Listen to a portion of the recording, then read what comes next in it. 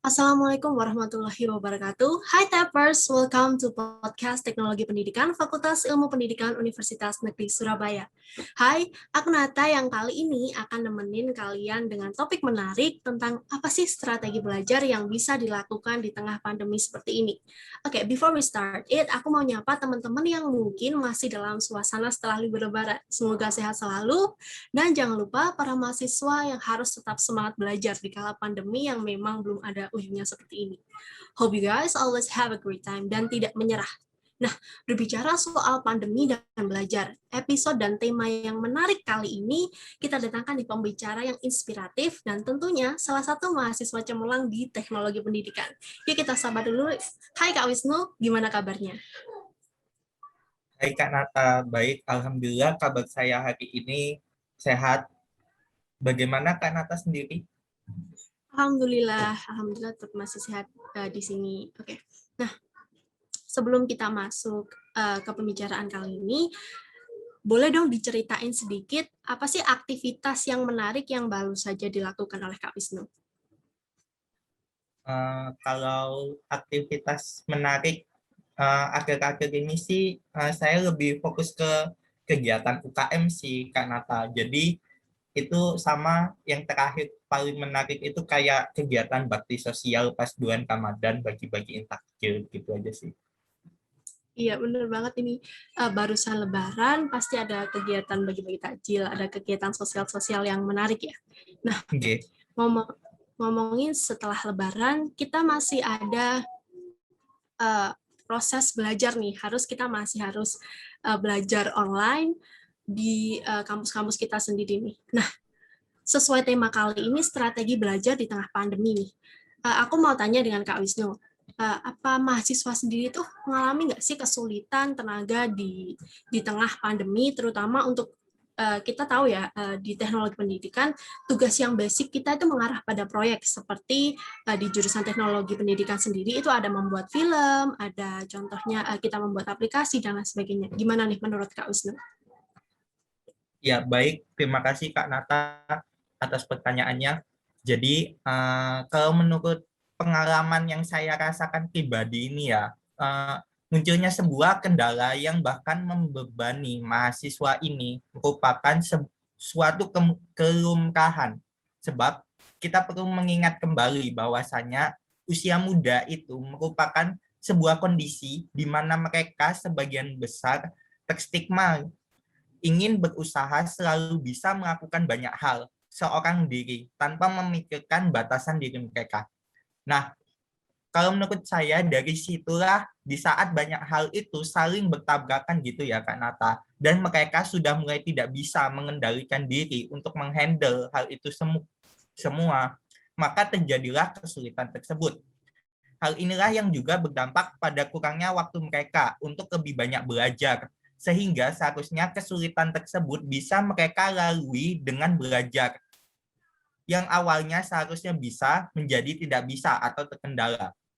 Dan stigma tersebut itu sendiri, menurut saya ini akar permasalahannya muncul dari lingkungan sekitar mereka, terutama dari golongan orang yang lebih tua yang selalu saja menceramahi mereka untuk bisa melakukan segalanya di masa muda. Terkadang kan tentunya nggak asing lagi ya bagi kita terkadang diceramai oleh orang tua, entah atau mbak, mas, dan pokoknya orang-orang yang lebih tua bahwasanya selama masa pandemi ini mungkin mereka melihat kita itu lebih kebanyakan bermalas-malasan kan ya, daripada lebih banyak produktifnya. Nah, padahal jika kita renungkan kembali bersama, anak muda itu tetaplah manusia yang memiliki batasan, yang bahkan tiap orang itu memiliki batasan yang berbeda-beda pula.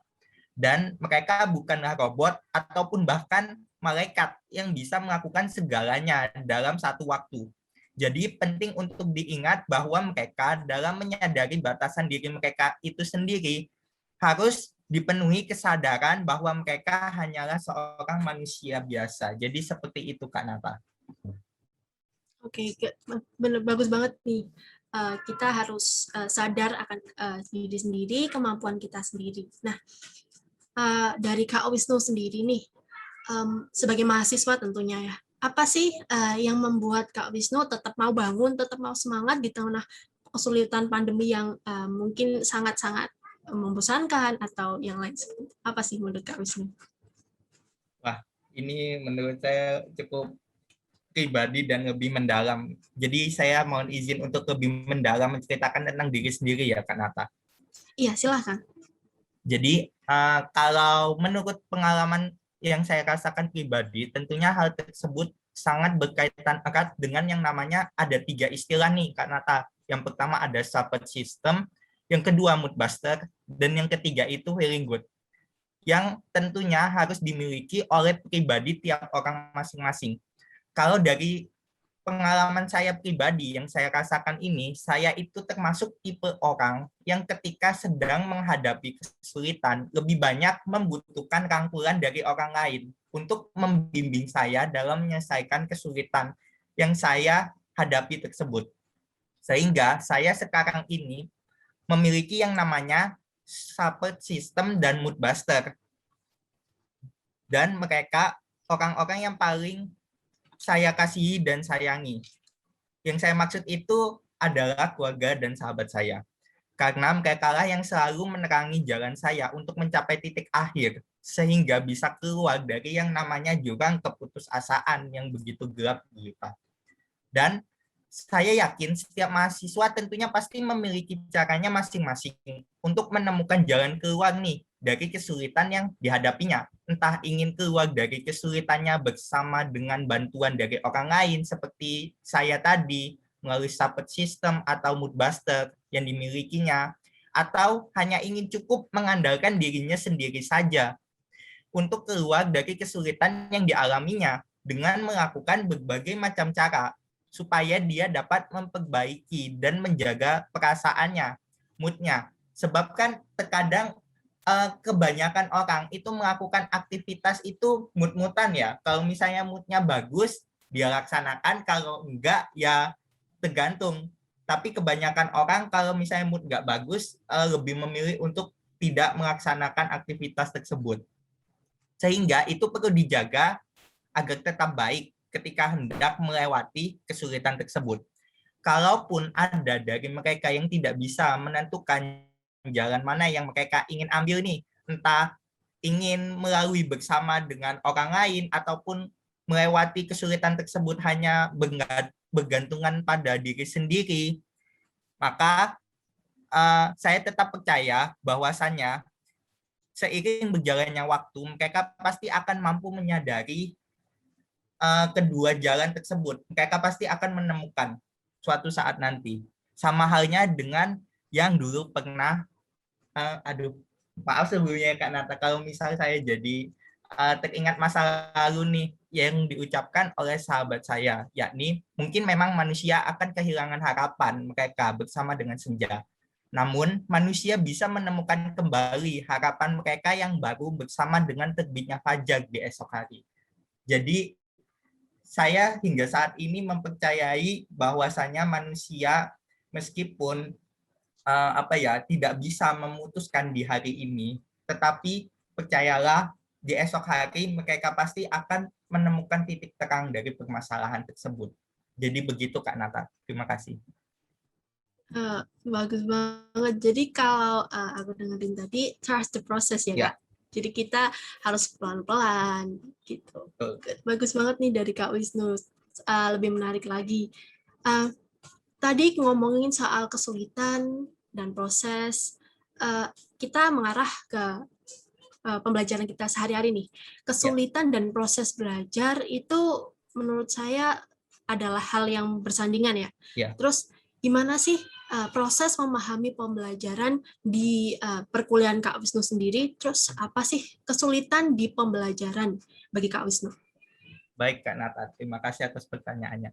Menurut saya pertanyaan ini cukup berat ya teman-teman sekalian. Soalnya ya kita udah rasain sendiri lah ya gimana rasanya kuliah online, udah mulai masuk ke dalam jangka waktu yang cukup lama. Jadi untuk menjawab pertanyaan ini, menurut saya ini masih berhubungan dengan pertanyaan yang pertama tadi.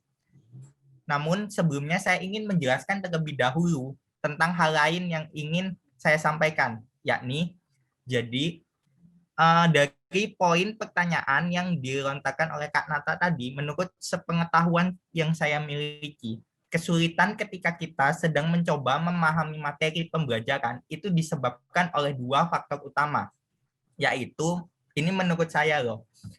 Yang pertama ada faktor bawaan dan yang kedua ada faktor pengaruh lain di luar faktor bawaan. Nah, adapun faktor bawaan yang saya maksudkan di sini yaitu terletak pada kemampuan optimal yang dapat dilakukan oleh otak manusia dalam menyerap informasi yang disampaikan, terutama dari guru ataupun dosen. Informasi yang disampaikan itu apa? Ya tentunya berupa materi pembelajaran, yakni materi pembelajaran yang hanya sebatas 20 menit pertama saja. Itu berdasarkan penelitian yang saya telah telusuri sebelumnya ya, teman-teman sekalian. Setelah itu kemampuannya seiring berjalan dengan waktu itu tentunya akan menurun. Hal ini pula yang turut menyebabkan tingkat fokus manusia hanya pada di waktu 20 menit pertama itu saja. Sehingga setelahnya diperlukan jeda beberapa saat kepada mereka untuk istirahat sejenak dengan menyuruh mereka setidaknya untuk menggerakkan tubuh, entah itu berdiri ataupun berjalan ataupun seperti kayak ice breaking dan segala macam, hanya sejenak saja untuk merecharge kembali konsentrasi mereka supaya lebih optimal. Nah, sedangkan untuk faktor yang kedua, yakni faktor lain di luar faktor bawaan, yang saya maksudkan di sini itu berhubungan dengan jawaban untuk pertanyaan yang pertama sebelumnya. Jadi, akibat yang ditimbulkan dari mahasiswa yang sebelumnya tadi merasa dirinya mampu melakukan segalanya di usia muda, yakni juga munculnya tuntutan buat mereka untuk bisa berpikir secara multitasking, alias memikirkan banyak hal yang dihadapi dalam satu waktu. Kalau menurut saya, justru hal inilah yang membuat tingkat durasi kefokusan otak manusia dalam berpikir untuk memahami suatu hal semakin pendek. Bila kita kaitkan dengan jawaban faktor bawaan tadi itu loh ya. Jadi karena itu mulai semakin pendek sehingga mereka umumnya cenderung merasa bosan dengan cepat mengganti topik pemikiran mereka yang awalnya memikirkan tentang materi pembelajaran menjadi hal-hal yang lainnya. Dan tentunya hal ini akhirnya akan menimbulkan kesulitan tersendiri dalam memahami materi pembelajaran sehingga timbullah kendala. Karena kan terkadang mungkin memang gagah kita di sini memperhatikan tetapi tidak dengan pikiran kita. Pasti banyak yang merasakan hal seperti itu pula.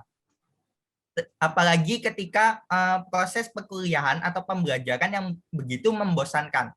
Wah, udah nggak keru-keruan kemanaan sudah pikiran itu pergi. Jadi sudah dijelaskan di bagian awal sebelumnya bahwa tingkat durasi fokus manusia dalam menyerap informasi itu sifatnya tunggal hanya 20 menit. Apalagi malah dipakai untuk memikirkan banyak hal. Ini kalau semisal bagi mereka yang lebih senang berorganisasi ya dan lebih banyak memikirkan banyak hal sehingga semakin pendek pula informasi yang dapat diserap dari setiap bagian hal yang dipikirkan tersebut sehingga mengikuti banyaknya hal yang dipikirkan. Jadi kurang lebih seperti itu Kak Nata. Jadi semakin banyak pembagian fokus pikiran, semakin singkat pula mereka fokus untuk memikirkan satu hal permasalahan tersebut.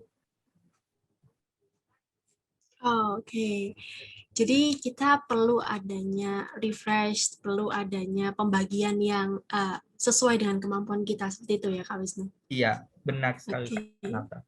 Nah, ngomongin soal kegiatan, pembagian kegiatan, terus organisasi nih, di tengah pandemi seperti ini nih, mahasiswa biasanya itu disibukkan dengan kegiatan-kegiatan untuk mengisi waktu luang. Nah, menurut Kak sendiri di jurusan teknologi pendidikan sendiri itu mahasiswa itu diberi kesibukan nggak sih dengan kegiatan-kegiatan selain dari pembelajaran sendiri? Entah dulu ya, saya ingat kembali dulu kegiatannya. Oh iya. Banyak banget ya kegiatannya Kak. Iya, lumayan banyak sih. Jadi sebenarnya bila saya pikirkan kembali semua kegiatan yang ada di jurusan TP selama masa pandemi ini, yang pernah saya ikuti tentunya sudah menurut saya loh sudah sesuai dengan porsinya, yakni tidak terlalu kurang dan tidak terlalu lebih.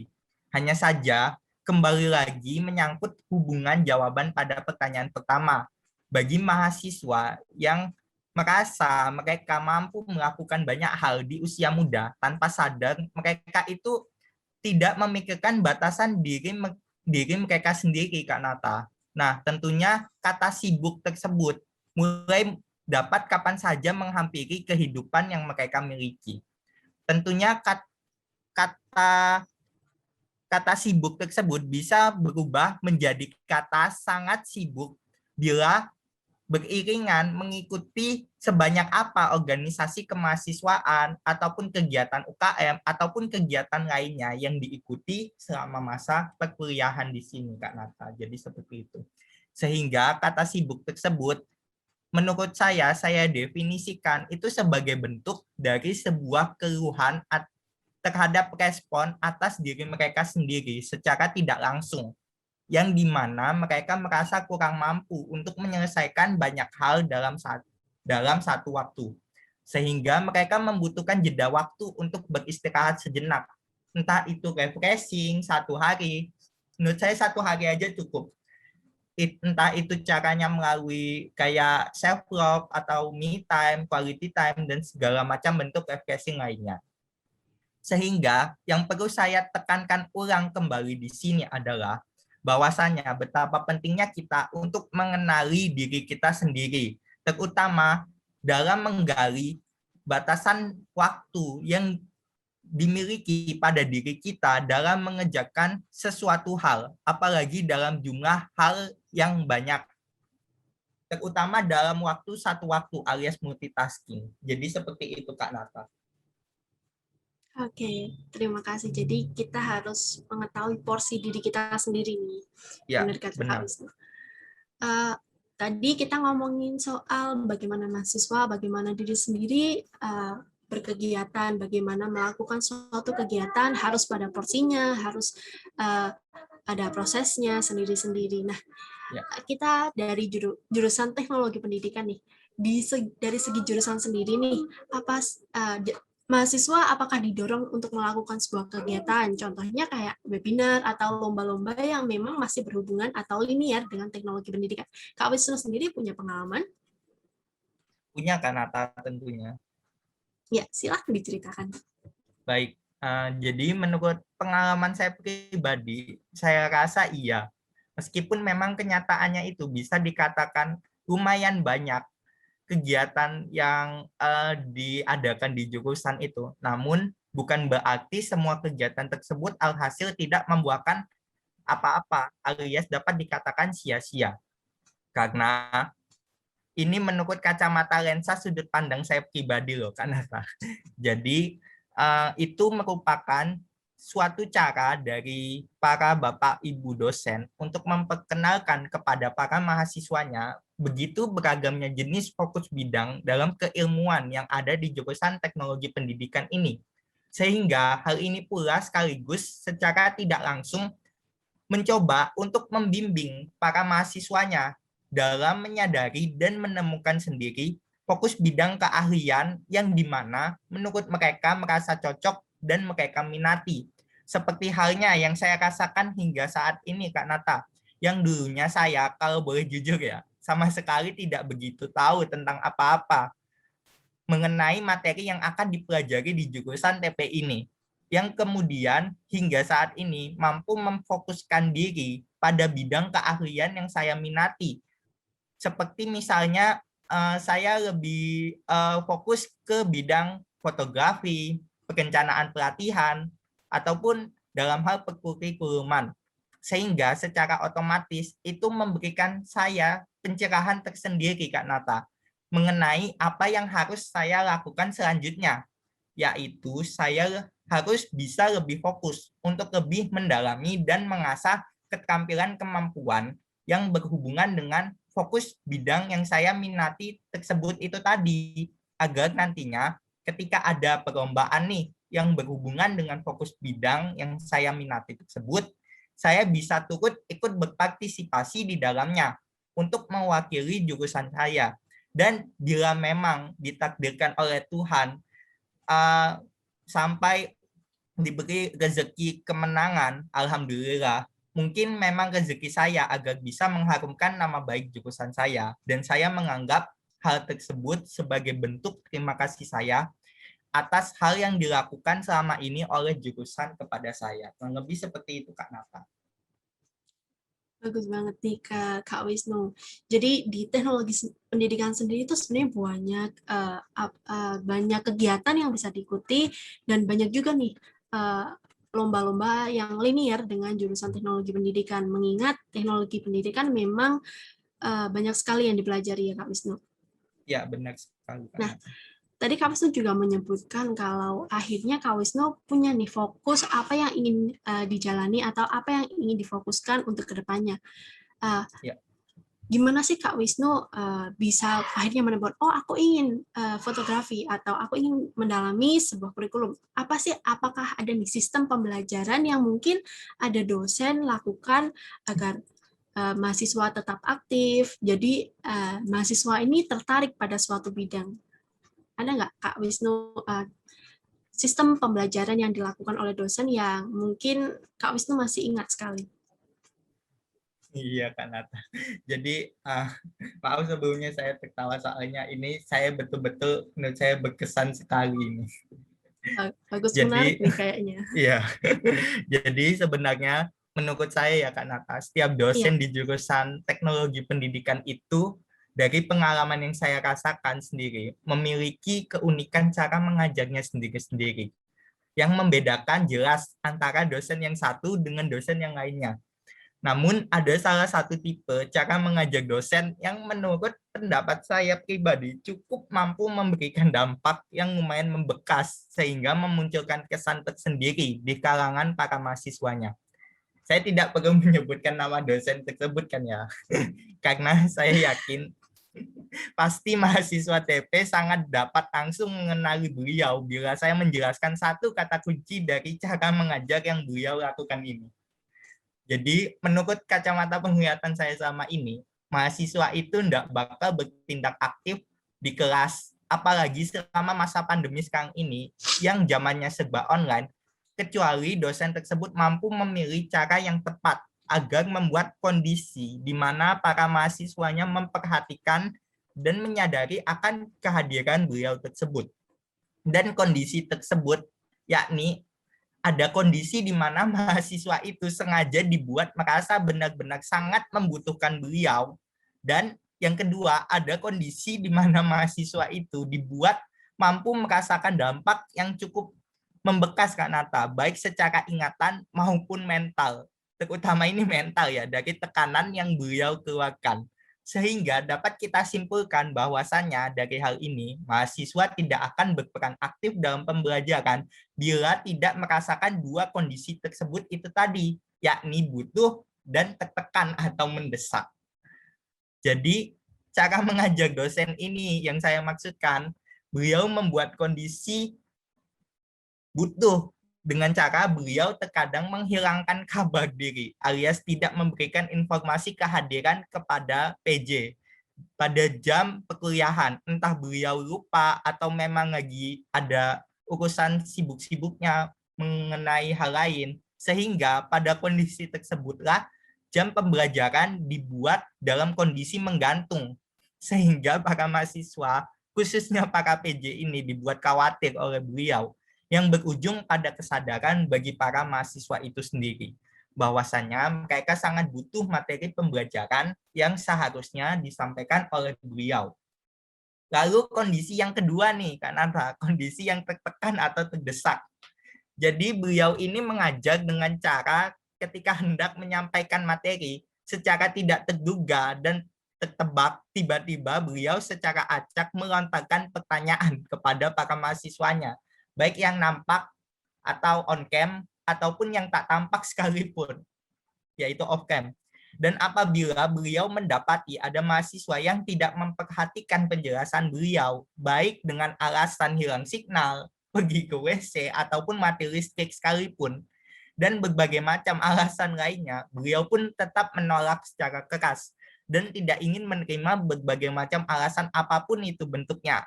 Lalu sambil memperhatikan kepada para mahasiswanya, seolah-olah beliau ini menunjukkan lonjakan perasaan beliau yang begitu tinggi, yang pada akhirnya membuat para mahasiswa itu merasa cukup tertekan atau terdesak. Mungkin istilahnya seperti kaget, kayak mencekam gitu menurut saya. Namun anehnya, setelah hal tersebut berlalu tidak lama, beliau memperlihatkan apa ya istilahnya kayak turunan perasaan beliau yang begitu drastis dari yang awalnya melonjak ke puncak yang tertinggi, tiba-tiba beliau itu bisa bercanda tawa gitu loh Kak Nata.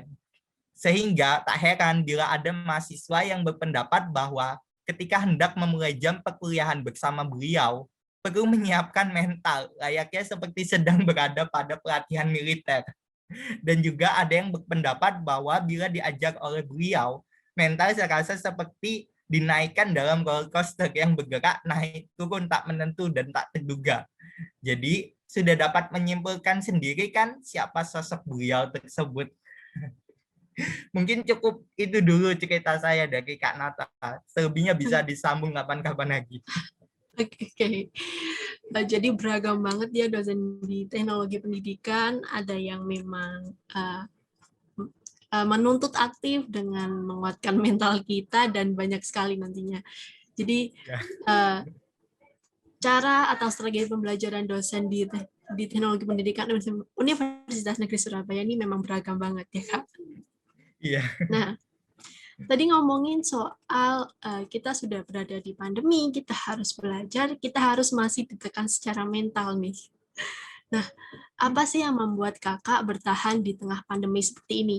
Mungkin dari kakak sendiri nih, strategi belajar atau bagaimana sih memanajemen waktu belajar di tengah pandemi seperti ini? Tadi sudah dikatakan oleh Kak Wisnu, banyak banget kesulitan-kesulitan di tengah pandemi. Nah, dari Kak Wisnu sendiri, strategi belajar atau manajemen waktu bagaimana nih yang diterapkan oleh Kak Wisnu?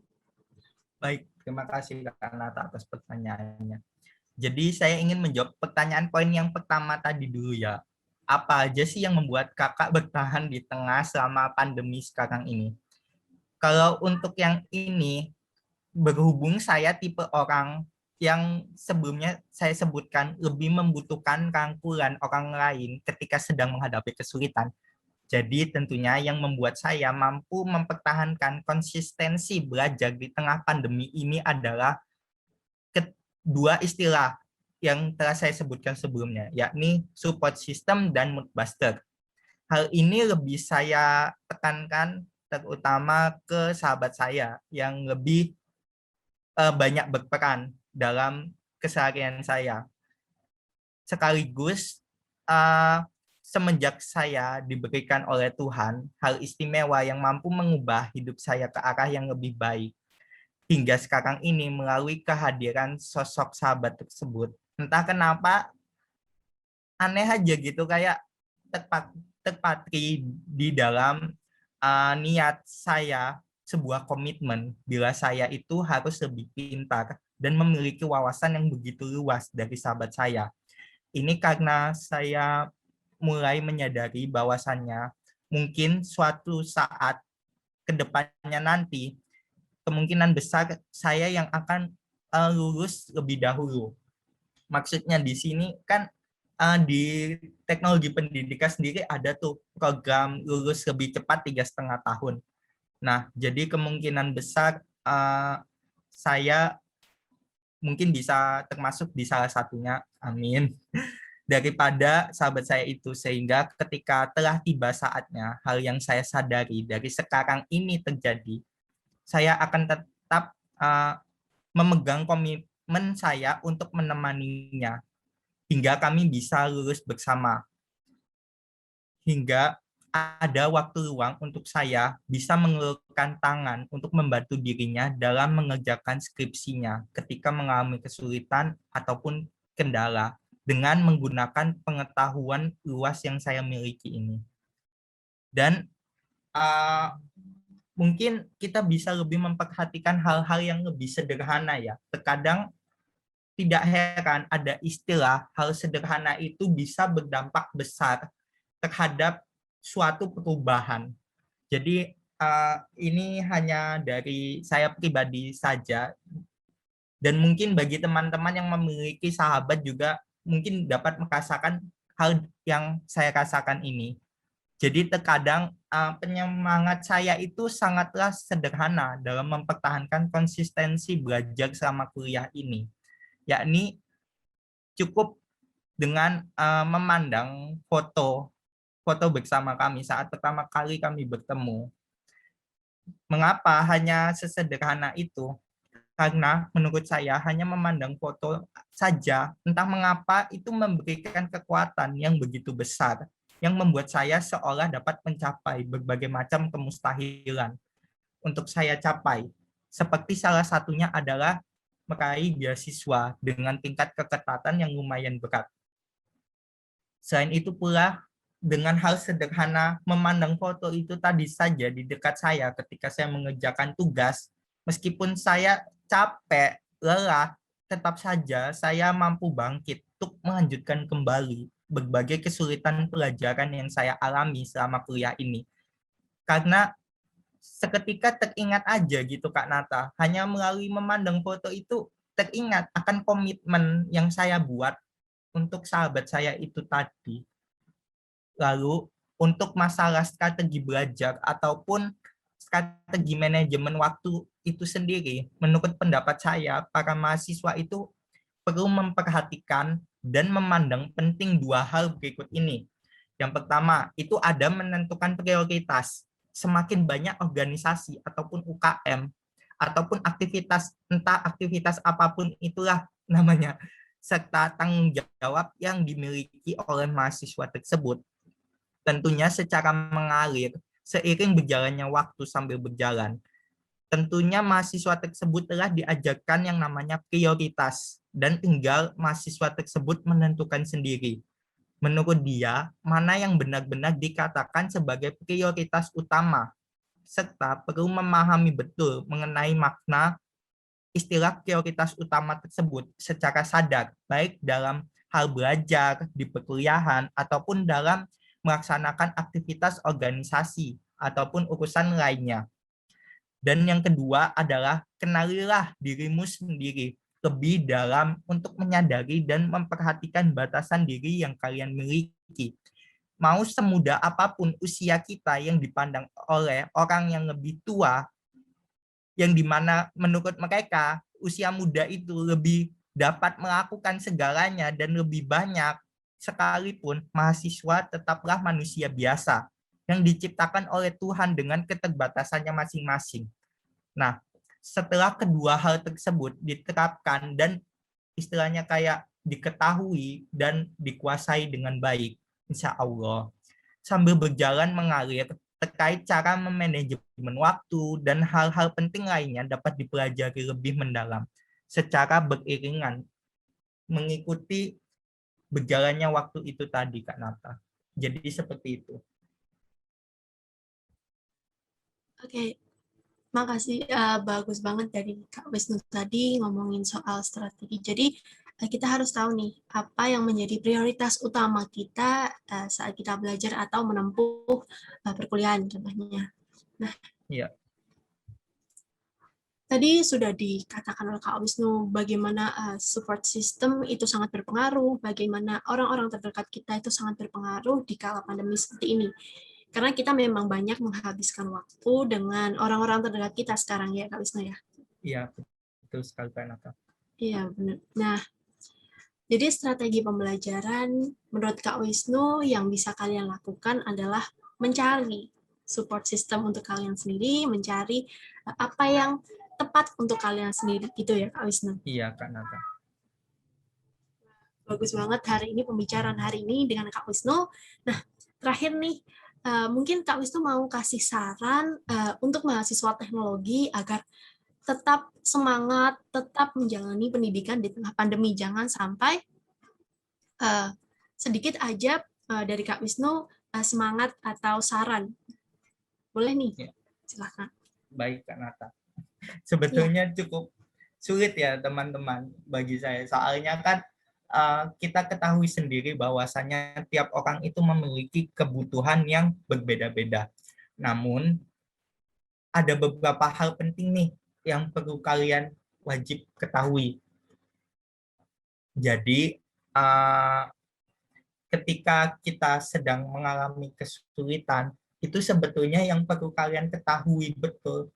Yang pertama itu adalah kalian harus bisa lebih mengenali diri kalian sendiri, terutama kepribadian kalian.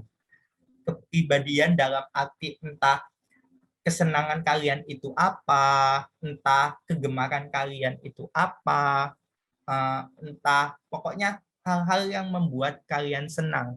Jadi seperti itu teman-teman. Terus yang kedua, tentunya dari setelah mengenali diri sendiri, usahalah untuk menemukan batasan dari diri kalian. Jangan terlalu memaksakan diri ketika hendak melakukan aktivitas, terutama melakukan aktivitas yang begitu banyak dalam waktu yang bersamaan. Jangan. Jadi kalian dapat menyesuaikan sendiri. Apakah kalian ingin menyelesaikan kesulitan tersebut bersama, bersama dibantu oleh orang lain, ataukah kalian ingin melewati kesulitan tersebut hanya cukup bersama dengan diri kalian sendiri. Oleh sebab itu, makanya saya ingatkan kembali di poin pertama, kenalilah diri sendiri. Kenalilah kepribadian kalian. Cari tahulah apa yang kalian suka, apa yang kalian gemari, dan apa yang membuat kalian senang dan nyaman. Karena menurut saya, kesulitan itu tidak akan memberikan dampak yang terasa bila kondisi kalian dalam perasaan nyaman, dalam perasaan tenang. Entah itu nyaman dalam arti hanya melalui hal sederhana seperti yang saya lakukan itu tadi, ataupun hal-hal yang bisa meningkatkan istilahnya kenyamanan mood kalian. Karena kalau memang perasaan ini udah nyaman, meskipun kesulitan apapun kita hadapi, kita jalani dengan ikhlas, pasti tidak akan terasa dampaknya. Jadi seperti itu Kak Nata. oke, benar banget Kak Wisnu saran dan mungkin untuk teman-teman. Terima kasih banget Kak Wisnu kali ini sudah mau join di podcast TP. Nah, Ya, jangan Iya, motivasinya banyak banget nih untuk kita tadi, apa yang disampaikan oleh Kak Wisnu. Nah, untuk itu, jangan lupa pantengin terus channel TV Studio, karena masih banyak lagi nih narasumber menarik yang tentunya asik untuk disimak. Terima kasih untuk Kak Wisnu hari ini. Thank you juga Tappers yang udah join bareng kita hari ini. Semoga bermanfaat untuk kita semua apa yang sudah disampaikan Kak Wisnu hari ini. Saya dan Kak Wisnu undur diri. Sampai jumpa. Terima kasih. sampai jumpa Assalamualaikum. Kak Nata. Sampai jumpa Kak Waalaikumsalam Wisnu. warahmatullahi Terima wabarakatuh. kasih.